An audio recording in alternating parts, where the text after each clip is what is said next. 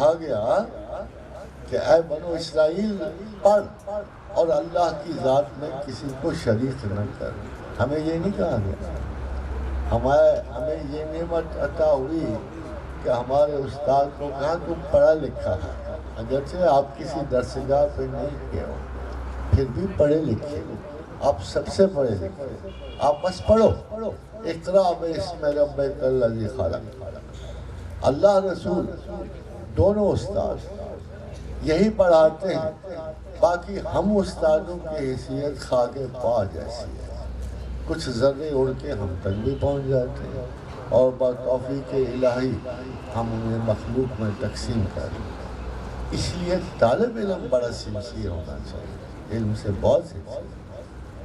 طالب علم کو اتنا موبائل سے سنسیر نہیں ہونا چاہیے. غور کرو، ہر زندگی کی ترجیح ہوتی ہے. یہ تو ہندوؤں کو بھی پتا تھا. پتا ویدانتا پتہ کیا کہتا ہے کہ پہلے 25 سال طالب علمی کے ہیں اور کچھ نہ کرو، صرف پڑھو، سکلز سیکھو، معاشرے میں بندوبست کرو اپنی زندگی کی بقا کا، اپنی ذہانت اور علمیتوں کو بچائے رکھو.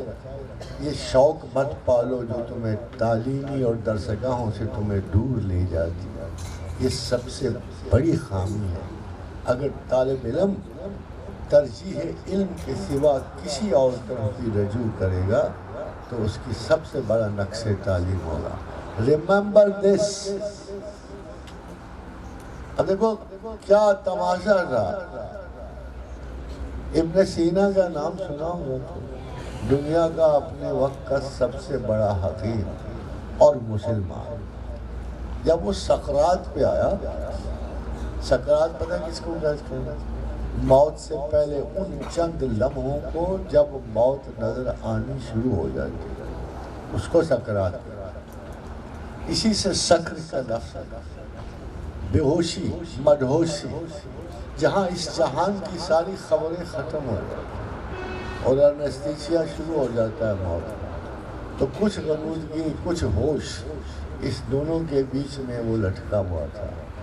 تو ہمارا پتہ کیا خیال ہے؟ جیسے ہم سب کا خیال ہے کہ جا کے کان میں کہو یار وقت آخر ہے، کلمہ پڑھ لو، اب آگے جا رہے ہو، اب کوئی شے کام نہیں آئے گی، کوئی سفارش کام نہیں آئے گی، کوئی بندہ تمہیں روکنے والا نہیں ہے.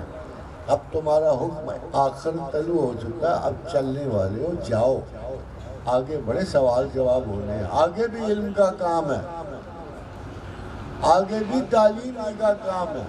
ان پڑھوں کا کام نہیں آگے جانا. کم سے کم ایک سبق آپ کو ہر حال میں سیکھنا ہوتا ہے، ایک سوال کا جواب زمین پر سیکھنا.